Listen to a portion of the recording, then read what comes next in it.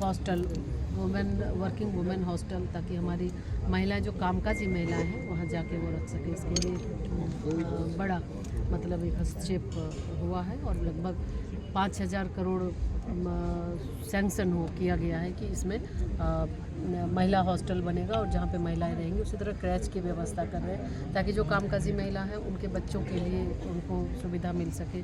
सीवॉक्स portal के माध्यम से कोई भी जो वर्क प्लेस है, वर्क प्लेस में किसी के साथ कोई सेक्सुअल हरासमेंट हुआ तो वहाँ वो कंप्लेन कर सकते हैं। तो इस तरह अलग अलग प्रयास सरकार के द्वारा हो रहे हैं और ये सीधा दिख रहा है। शिक्षा के क्षेत्र में भी बच्चियों को आगे बढ़ाना, उन्हें मुफ्त शिक्षा और उन्हें बेहतर शिक्षा देना है, स्कॉलरशिप की योजना, इस तरह कई योजना है जिसके माध्यम से आज बेटियों को, महिलाओं को आगे बढ़ाने का काम प्रधानमंत्री जी मोदी जी के नेतृत्व में ये काम हो रहा है, भारत सरकार कर रही है और ये इसका रिजल्ट भी हमें दिख रहा है। आज हम पंचायत से पार्लियामेंट की बात करें तो हर एक जगह पर, हर स्तर पर आपको दिखेगा कि महिलाओं की भागीदारी काफ़ी ज़्यादा बढ़ी है और साथ ही साथ वर्कफोर्स में भी महिलाओं की भागीदारी बढ़े, इसके लिए भी प्रयास हो रहे हैं। 37% था, अभी 41 हुआ है, आने वाले समय में और बेहतर। शुक्रिया। तो ये थी हमारे साथ महिला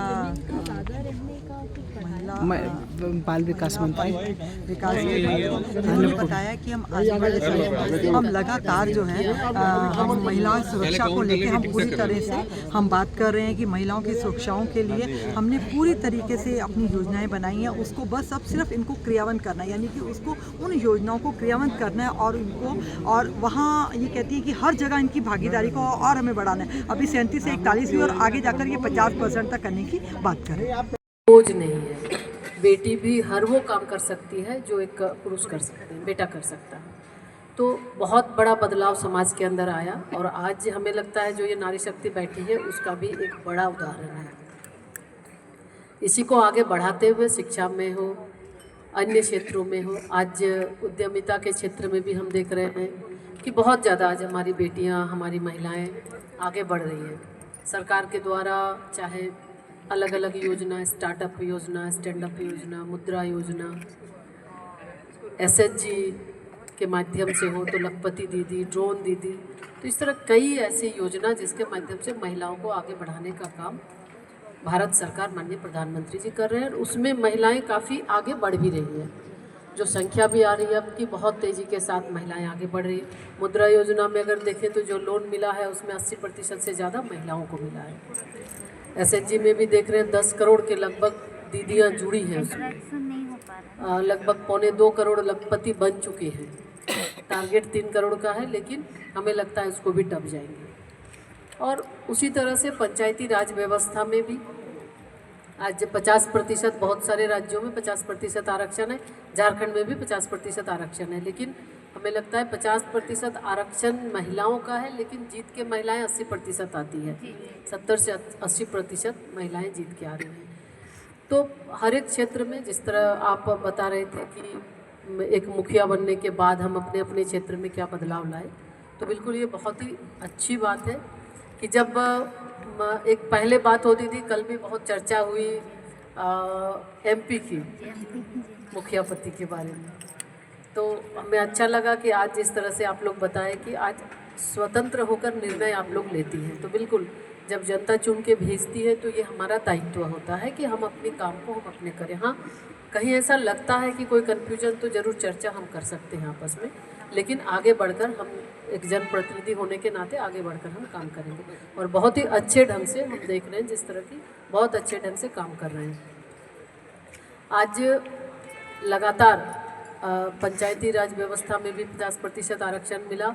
अब माननीय प्रधानमंत्री जी ने 2023 में नारी शक्ति बंधन अधिनियम, जो वर्षों से ये फुटबॉल की तरह घूम रहा था, लेकिन ये एक इच्छा शक्ति, दृढ़ इच्छा शक्ति माननीय प्रधानमंत्री जी का था कि 33% आरक्षण बिल, नारी शक्ति बंधन अधिनियम जो बिल था तो वो पास हुआ और अब आने वाले समय में, अभी तो पंचायत में है, अब राज्य के विधानसभाओं में और देश के उच्च पंचायत में भी 33% की भागीदारी होगी और महिलाएं सभी वहाँ पर निर्णायक भूमिका में रहेंगी। आप सभी को, चूँकि आप पंचायत के प्रतिनिधि हैं, आप लोगों को हम मुखातिब करेंगे, प्रेस के भी यहाँ पे विभिन्न प्रेस से आए हैं, देखिए सभी महिलाएं हैं, तो प्रेस का भी नेतृत्व, अलग अलग प्रेस का भी नेतृत्व हमारी महिला बहनें ही कर रही हैं। तो कोई क्षेत्र, इसलिए बोले कोई भी क्षेत्र अछूता नहीं रहा। अब चाहे राजनीति का क्षेत्र हो, चाहे पत्रकारिता का हो, या फिर देश के अंदर शासन के अलावे देश के अंदर, चाहे हमारी बेटियां स्पेस में भी जा रही हैं, हमारी बेटियां अब सरहद पर भी जा रही हैं, आर्मी में भी है, तो हर एक क्षेत्र में अब हमारी बेटियां हैं। तो निश्चित रूप से हम सबको आगे बढ़ना है और हम आप सबसे ये आग्रह करेंगे, कल भी हमारी ये बात हुई थी कि जो सरकार, भारत सरकार की भी जो योजना है, राज्य सरकार की योजना, उसका सही ढंग से अनुपालन गांव में हो, पंचायत में हो, इसकी भी हमें ध्यान देने की आवश्यकता है। महिला बाल विकास विभाग बहुत ही महत्वपूर्ण विभाग है और हम आधी आबादी के साथ साथ बच्चों को भी हम संभालते हैं, यानी लगभग 70% आबादी लगभग महिला बाल विकास विभाग के माध्यम से हम लोग किसी न किसी रूप में देखते हैं। तो विभाग के द्वारा भी कई कार्यक्रम चलाए जाते हैं। जो सबसे बड़ा कार्यक्रम हमारा सक्षम आंगनवाड़ी है, सक्षम आंगनवाड़ी पोषण 2.0, तो उसके माध्यम से भी हमारे सही ढंग से वहाँ संचालन गांव में हो रहा है या नहीं हो रहा है, ये भी हम चाहेंगे कि आप लोग इसको भी देखें।